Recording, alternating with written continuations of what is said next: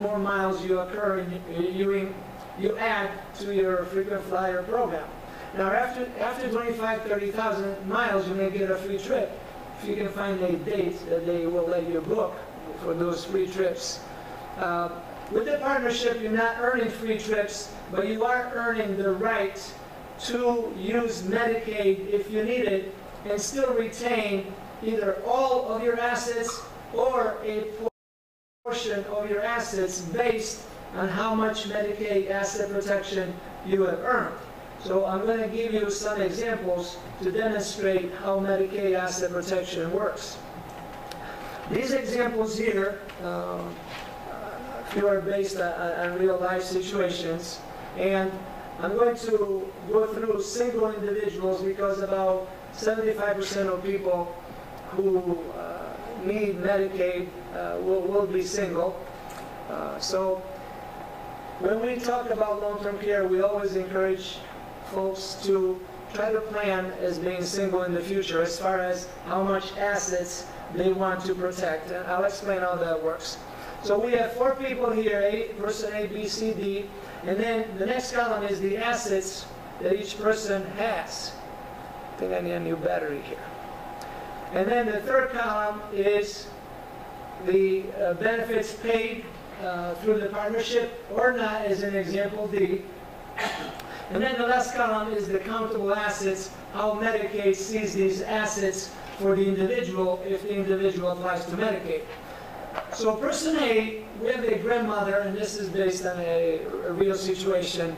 She wanted to protect $100,000. She worked hard all her life, and she wanted to transfer $100,000 to her daughter to help pay for the grandchildren's education and other expenses. So she had heard about the partnership, met with an insurance agent who was certified to sell partnership policies, and the agent explained that if you want to protect $100,000, you need to buy a policy that at least will pay out $100,000. So that's what she did. She bought a partnership policy with a lifetime benefit of $100,000. Unfortunately for her, after a few years, she developed Alzheimer's. So she applied for benefits through the insurance company who approved her claim, and the $100,000 were paid based on the expenses she was incurring. So remember, every time the policy pays out, your Medicaid asset protection account is growing in value. It's not money that you take in or out, it's a value that I'll explain to you how it works.